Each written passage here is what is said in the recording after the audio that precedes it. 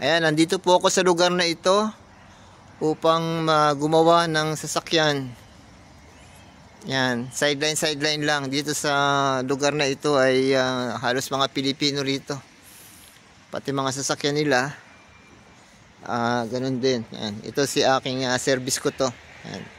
Hindi ito ipagagawa, ito yung aking service dito. Yan. Maganda itong lugar na to. Puro mga Pilipino nakatira dito. Yan, nakita nyo naman ang basura, segregated. Yan. Maayos. Nasa ayos.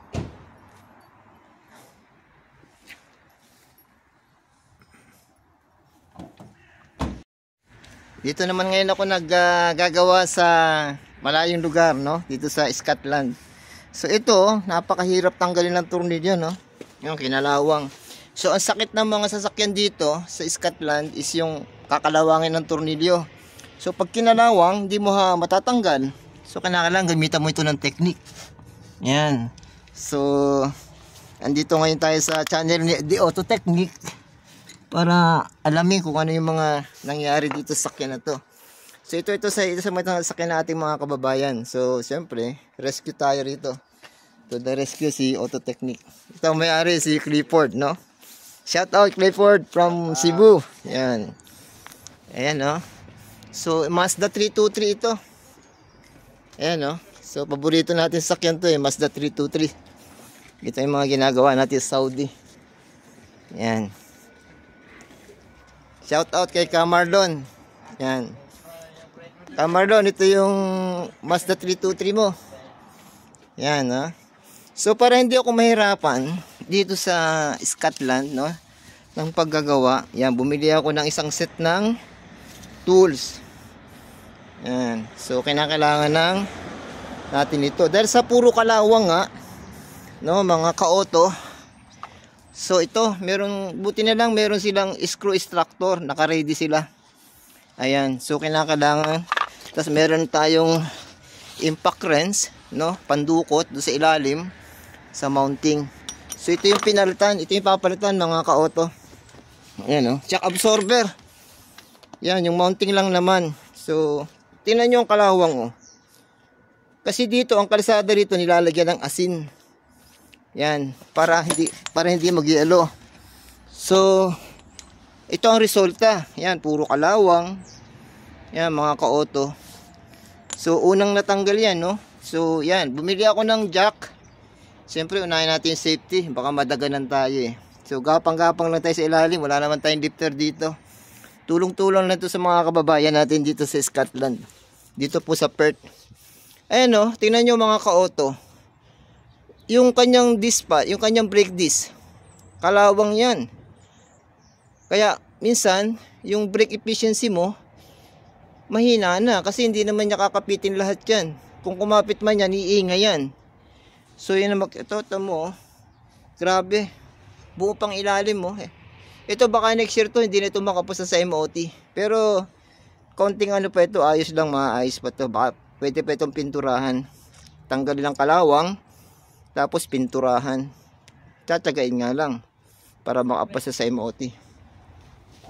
Ayan, no? So, tingnan nyo mga ka-auto, oh. Ganyan na nangyayari, napipinga siya sa loob. Ayan.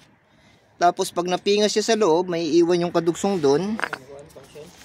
Tapos, ayan na, ang naging resulta, oh. Hindi na matanggal. Saan na ba yung tornilyo? Ayan, oh. Mahusay itong tanggal nito. Screw extractor. Pang ano to?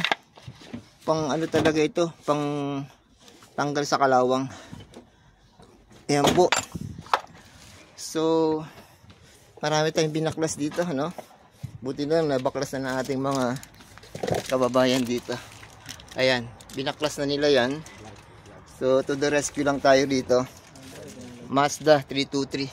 Yan. Itong kabila, napalitan ko na to nakaraan. Yan, napalitan na. So ito na lang kabila ang hindi pa. Ayan ang ating mga kababayan. Shout out sa Davao, no? Yan, mga taga Davao pala ito, hindi pala taga Cebu. Kanina sinabi ko taga Cebu. Si Clifford at saka si pero Hindi ka Bisaya. Hindi. Ang pangalan ni Kabayan? Christian. Si Christian. Okay. Tagum, Davao. Tagum. Shoutout dyan sa mga taga-Tagum. Yan. Si Clifford, taga-Panabo to eh. Facebook kuya? Meron. So, yan ang ano, no? Yan ang sitwasyon ngayon dito. So, tingnan natin Kabayan, ang mga ka-auto. Kung after ko mapalitan to, papakita ko sa inyo kung anong naging ano. Pero ngayon, ang ginagawa ko talaga dito is tinatanggal ko yung na-lustrate sa loob na tornilyo. Hirap nang tanggalin, pero technique lang ba sa the auto technique. Ayan, kaya pakita ko sa inyo yung problema. Ayan, no, kita nyo yan mga ka-auto. Yan, no, yan dyan, yan yung kinalawang. So ang hirap tanggalin. So magtatanggal muna ang mga ka-auto, pakita ko sa inyo. Yan. Ano lang natin dito sa ating kababayan, no? Pahawakan. Yan. Huwag niyo pong kalimutan i-subscribe yung channel ko kasi minsan may mga natututunan din tayo dyan sa channel ko. Yan. Kailangan natin mag-ilaw. Malamig po dito ngayon. Ang temperature is nasa 10 degrees. 2 ngayon kuya. 2. 2 degrees pa na. Kaya nga ang lamig. Kaya malamig, no? 2 degrees. Ito yung tornilyo ng lustrade, oh. Tatanggalin ko muna. Ayan, mga ka-auto. Tanggalin natin muna ito. Kasi, ang tawag dito, talagang nahirapan tayo rito. Ayan, yung kapal ng jacket natin. So, ito tatanggalin ko to. Ayan.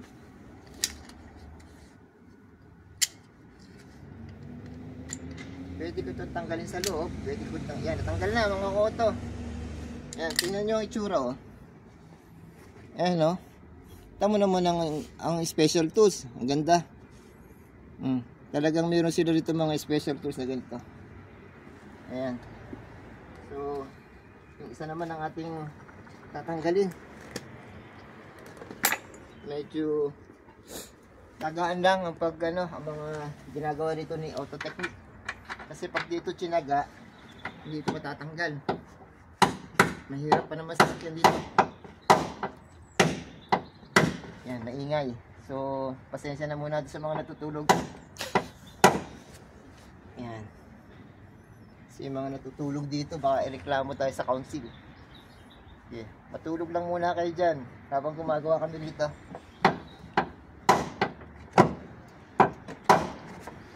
Ayan. So, napasok ko na. Ito na, titirahin ko na ito. So, kinakala bumigay ito. Kasi pag dito bumigay, mamumroblema ko rito.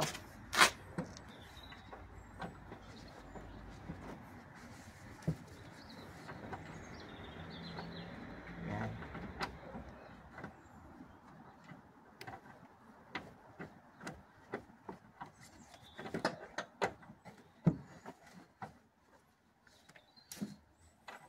Ano rito kayo ng temperature sa Scotland? Negative.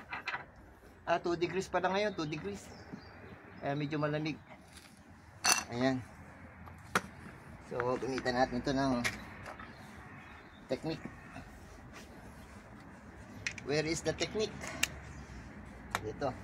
Yan, kinabitan ko siya ng adapter para ano ko doon sa screw extractor. Ano rin? Medyo kailangan natin ng konting technique dito. Kasi kung hindi natin gagamitin ng technique to, patay. Wala na tayong magagamit sa sakyan.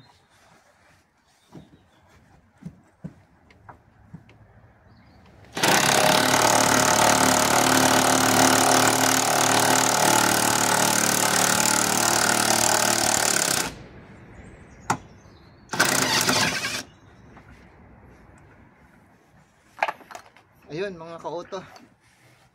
Ayan, nag-aapoy-apoy pa. Natanggal din. Sa wakas. Ito ang problema. Ayan. Okay. Nasolve na. Nakahinga na ng maluwag ang ating mga Kababayan dito sa Scotland. Kasi gagamitin pa nila ito bukas sa pagpasok. Tayo pa naman ang planta. Malayo yung planta nila. Sila yung mga nagkakatay dito ng mga baka. Dalawang daang mahigit na baka kinakatay ng mga ito sa araw-araw. So pagka hindi sila nakapasok Ng pera. swerte ng baka kasi hindi nakakatay. EJ. Ayan. Torong lagi isa. Tama yun.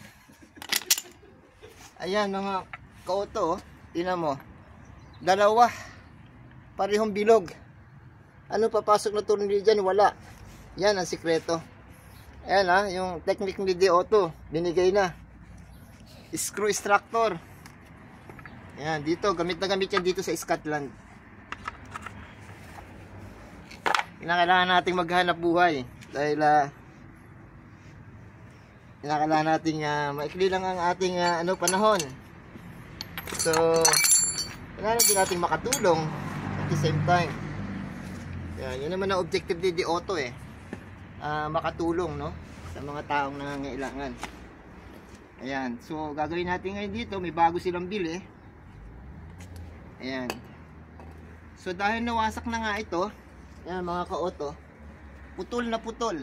Ayan Ayan, ito yung nandito sa ibabaw. Ayan, nandyan yan.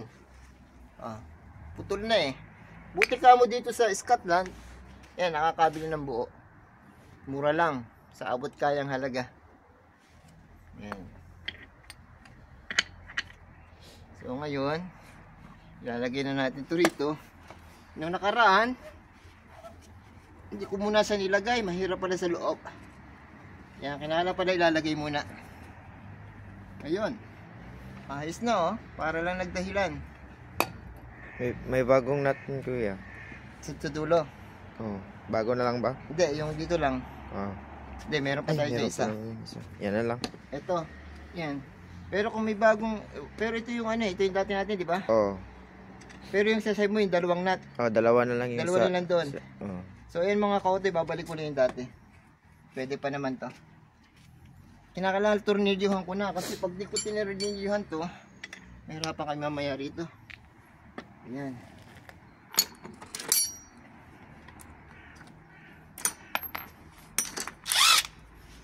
Okay.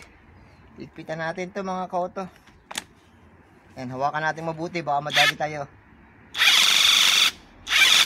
Yun, sumasama. Kinakailangan natin ng kontra. Kukontrahin natin. Ayan, kaya lang, nandun na yung pangontra Mayan lang kaya yan. Ayan, so mamaya ko na lang siya anuhan. Pero iikot to sa loob mga kaoto. Yan na lang tong dito pa lang, maibaon na natin ang gusto. Kakalampag kasi ito. So ang isang solusyon natin dito ay hawakan natin to. Dito natin siya muna hawakan. Temporary lang para mamaya hindi tayo mahirapan sa loob. Lagyan natin sa ngayon ng screwdriver para hindi kumontra. Ito mga technique lang to mga ka-auto kasi hindi naman talaga to proper, pero dito sa Scotland kinakailangan natin to make. Yun, buo na mga ka-auto yan. At least naka-treat na siya doon. Mamaya konti na lang kasi naikot. Okay. Hindi ko na kasi siya pwedeng bunutin kasi andun na siya ayan. Ayan natin. Ayan kasi nandun siya sa loob. Ito yung sinasabi ko na umano na siya, umigay na siya. So isa na lang paraan natin dito kasi mamaya mahirap mag-higpit sa loob.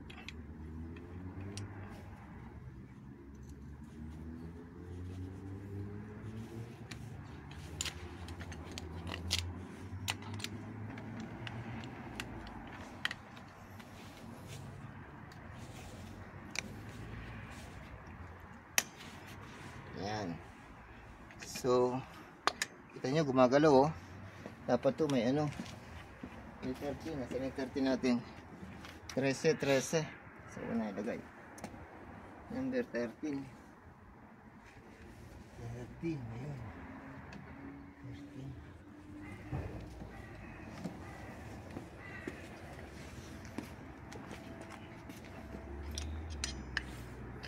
13. Yan mga ka-auto. Try ko hipitan dito. Gamit ang ating vice grip para kontrahin siya.